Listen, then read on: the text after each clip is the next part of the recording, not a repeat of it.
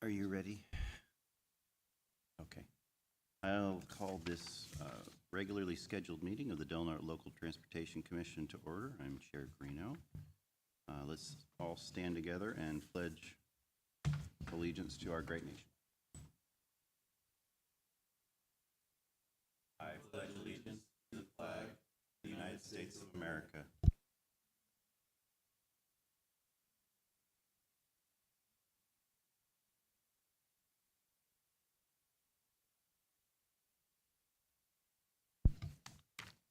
Can you call the roll, please?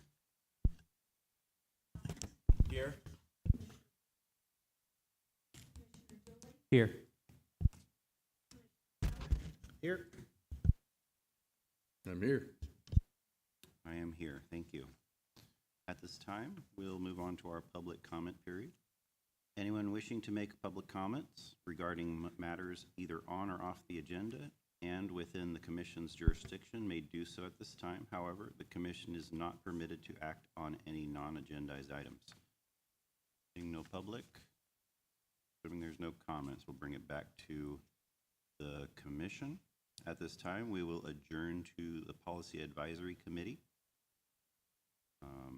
and move on to our consent agenda. We have one item on our consent agenda, which is the minutes for June 3rd. Chairman. I'll second.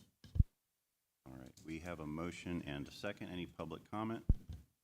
Seeing no public comment, we'll bring it back to the Commission for a vote. It's all in favor. Oh, all in favor, say aye. Aye. Aye. Thank you. Moving on to item B, which is under Policy and Administration, Consultant Selection Committee.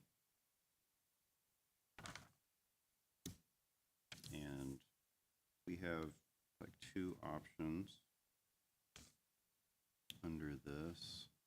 Do you have a staff report on this or no? Well, there's a staff report in the agenda packet. I did some digging on this and found the area of the Rural Counties Task Force, and the Commission has adopted this administrative guidebook also. All items in the consultant selection process area that I included, every step of the way, every letter written, all of those details don't have to be done. I mean, if I followed when we had a consultant selection process, every single tiny step of the way, I wouldn't get any more work done. I would just be writing letters to people saying things. But this area is pretty clear, and our conversation was about the contract period. And according to this section of the guidebook, it's section 018, contract period for performance limitation. It clearly says in here that a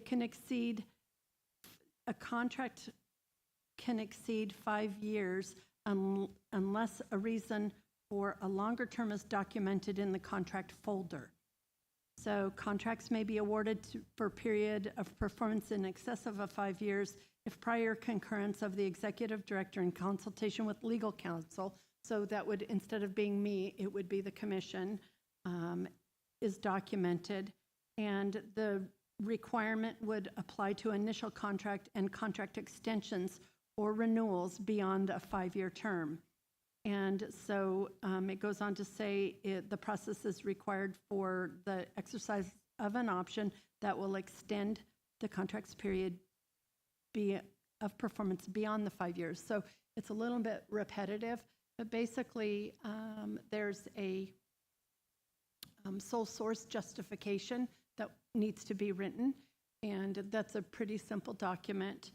The history of my position is that since I've been in this position, since I was originally awarded the contract in, I think, 2005, nobody else has applied for the position. So it's, just another point of information for you all to consider. I don't mind responding to a request for proposals. I do those kinds of things regularly.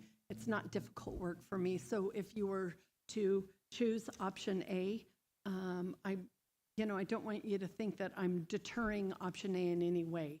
I'm just putting the two choices out there for you all to consider.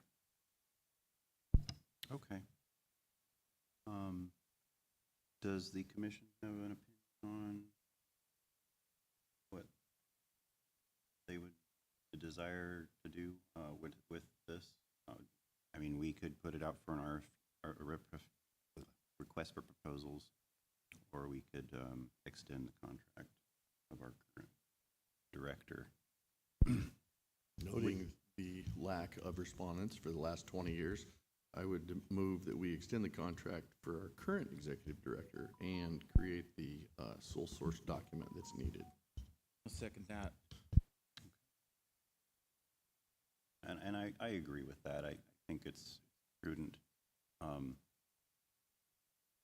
Would you mind reiterating what we discussed earlier in the meeting about, or not earlier in the meeting, but before the meeting started, about your desire to continue on?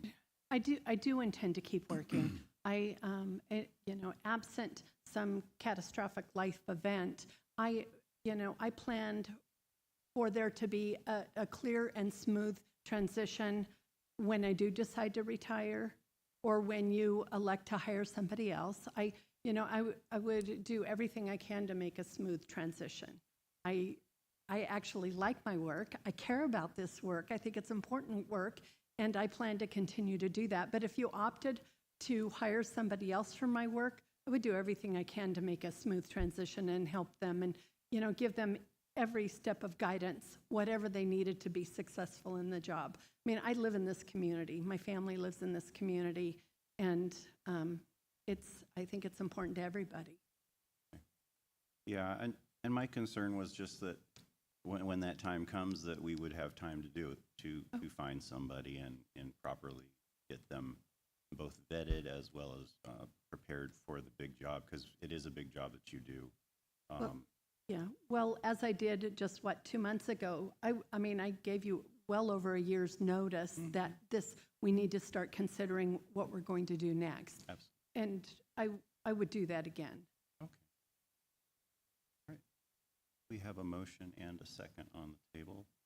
If there isn't any further discussion. Okay. Any public comment? Seeing no public, no comment, we'll bring it back to the commission for a vote. Commissioner Altman, Yes. Commissioner Dooley, Yes. Commissioner Howard, Yes. Commissioner Short, Yes. Policy Advisory Member Alstrand, Abstain. and Chair Greeno. Yes.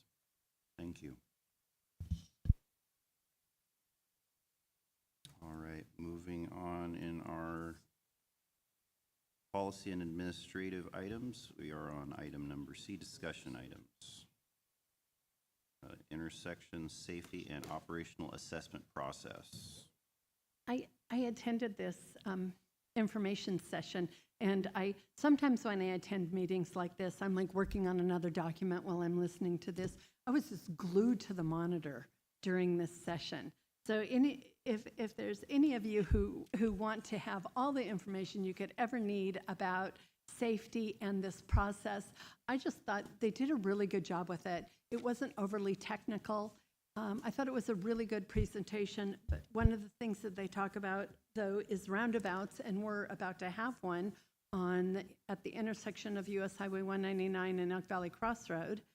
And so I thought that if you wanted to get up to speed before people start asking you questions, this is a really good presentation, even if you're multitasking while you're listening to it, mowing the yard, whatever.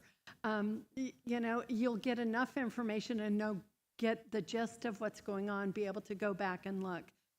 One of the questions that we get most often is, why don't you put in a traffic light, or why don't you put in stop signs? Folks automatically go to that.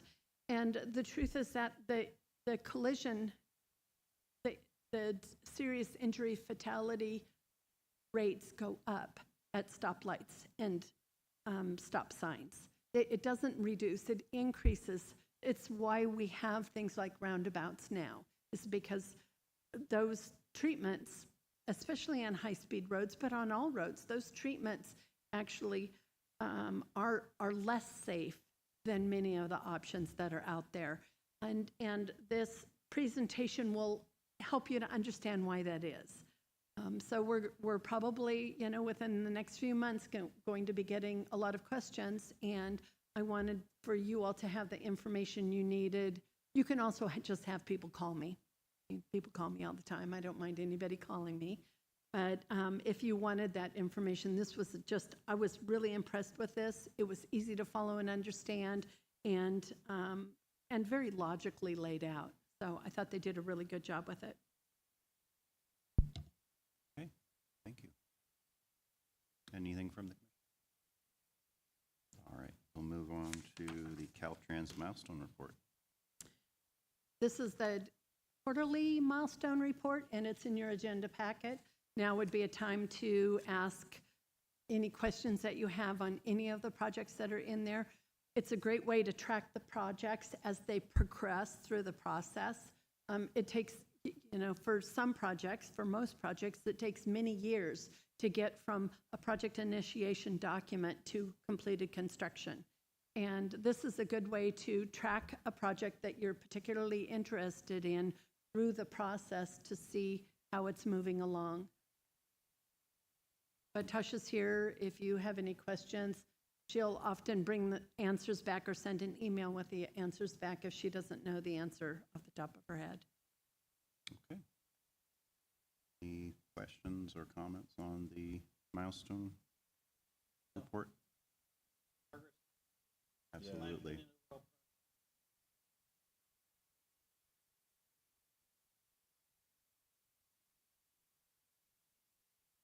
Absolutely. Yeah, the US 199 projects, I think they're RTL ready to list.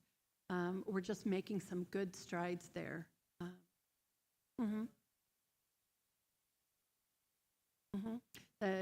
The roundabout at US 199 and Oak Valley Crossroad.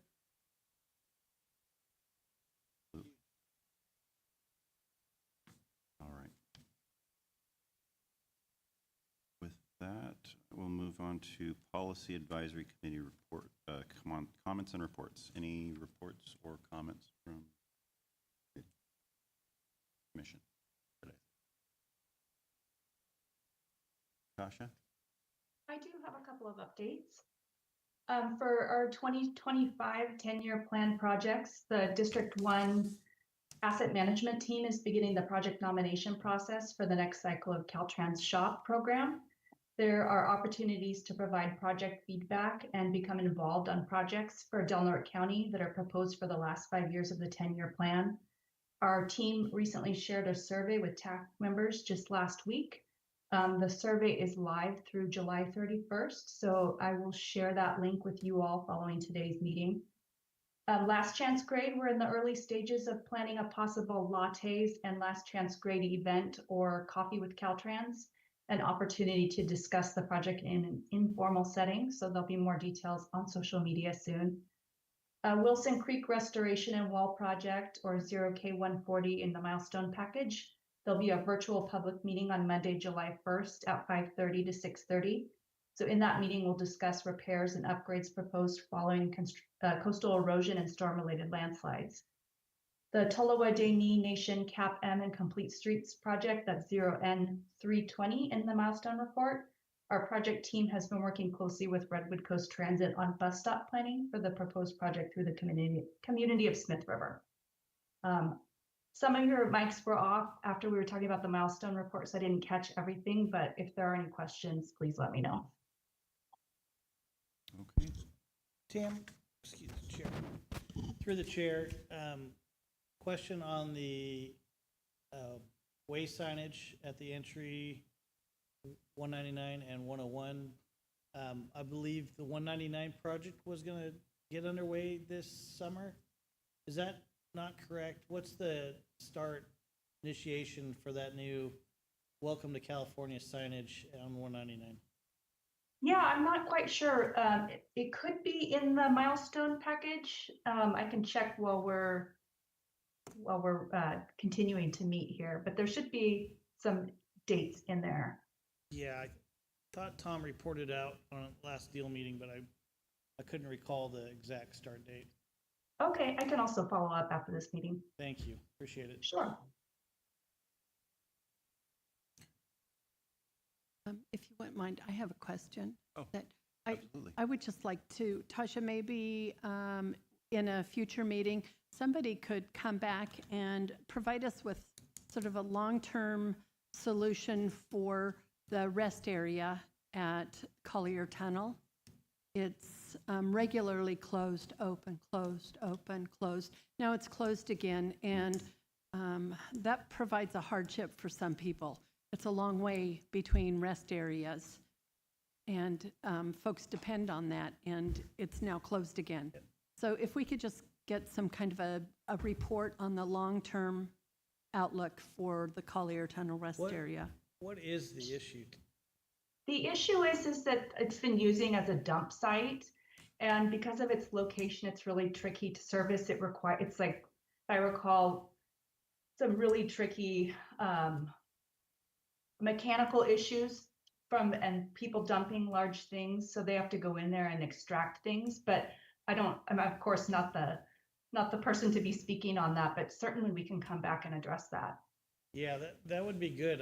It didn't even arise on my radar until recently, but yeah, coming through there on Friday, it was closed during peak travel periods for our tourists. I saw 3 cars in front of me pull in there and then pull back on the highway. And now that Tamara mentions it, we should have this on our radar for the next North Deal meeting. So it'd be wonderful, Tasha, if you could help us get that in front of whoever we need to speak with. Yeah, no problem. Yeah, I could also add it as a regular discussion item until we have better understanding of the problems there. It's really the first time hearing of it, but I have noticed the closures pretty frequently now that you mention it. I thought we were just repairing like a sewer leak. Okay. yeah. I thought about that last time I drove through. This was like a week ago, and someone did right in front of me. Oh, it's closed. They kept Yep. going. So, yeah. Okay, good to know. Thank you for the heads up on that. All right. It does look like a sign. Looking at the milestone reports and on the signs on your question here, it looks like we were supposed to have started construction October of last year and should have been finished right about now, June of this year. So we're running a little bit behind, but Thanks for the heads up on that, Darren. yeah, there it is. All right. Any further discussion? Or, comments or questions from the commission? All right. We will adjourn as the Policy Advisory Committee, reconvene as the Del Norte Local Transportation Commission, and by poll vote approve and adopt actions taken by the Policy Advisory Committee. I'll move we approve the actions. All right, we have a motion and second. Second. All right, we have a motion and a second. Any public comment on this? Seeing no public comment, we'll bring it back to the commission for a vote. Commissioner Altman? Yes. Commissioner Dooley? Yes. Commissioner Howard? Yes. Commissioner Short? Yes. Chair Greeno? Yes, thank you. And at this time, we have made it to the end of our agenda. We will adjourn as the Del Norte Local Transportation Commission until Tuesday, August 5th, 2025 at 3.